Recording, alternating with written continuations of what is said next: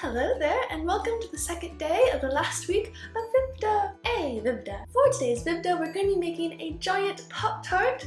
Now, I have made a giant Pop Tart before, as seen here. This time, however, I'm going to teach you guys how to make a giant Pop Tart plush. I've got these little pom-poms to put on it for the sprinkles.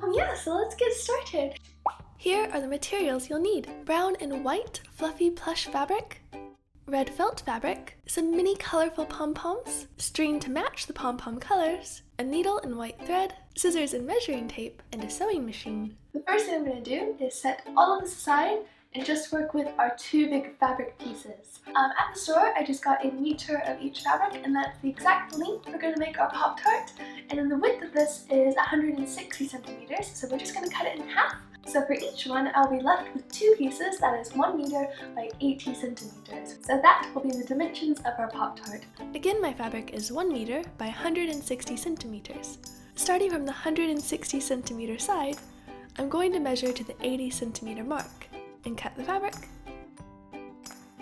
And I'm going to do the same to the white fabric. However, you'll only need one of the white pieces. The frosting will have curved sides, and so I'm going to go ahead and cut one of the sides to be wavy as well as the top.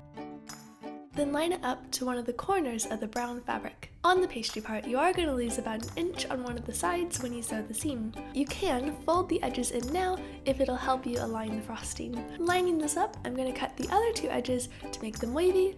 Once I'm happy with the shape of the frosting, I'm going to take my measuring tape, line up a bite-sized mark in one of the corners, and roughly cut along that shape through both fabrics. Now taking pins, pin the frosting in place.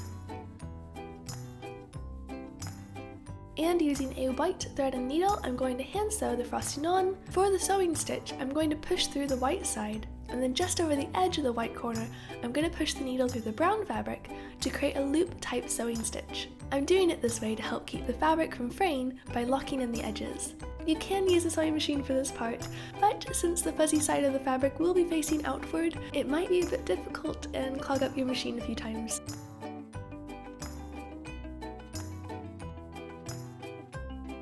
Once that is done, lay the other brown fabric face down on it. Cut out the bite mark to match the other side, and pin all the straight edges together, leaving the bite mark open. Then using a sewing machine, I'm going to sew them together, leaving a 1-inch seam. The sewing machine is fine to use now because both the fuzzy sides are facing inward. Next, using a square of red felt, pin it to one side of the bite mark, sew it on, remove all the pins, and flip it inside out using the bite mark hole. Sew the little brown edges together.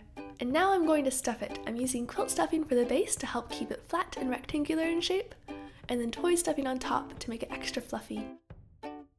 Finally, sew the second side of the bite mark together,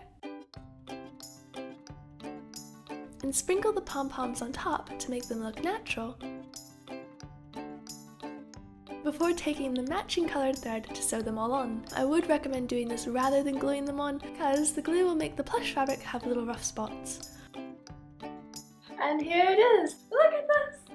The giant Pop Tart plush! Oh my god, this is amazing! It's just like ginormous. Oh my god! Look how big this thing is! I definitely think this qualifies for a giant Pop Tart plush. Oh my god, it's so lovely. It's so nice, it's so fluffy. It's just so huge. It is so huge. Like, what do I do with this? It's so big. There you go. Hi, yes. Yeah, but thank you for watching. I hope you enjoyed the video, and I will see you tomorrow. Bye! Bye, bye, bye!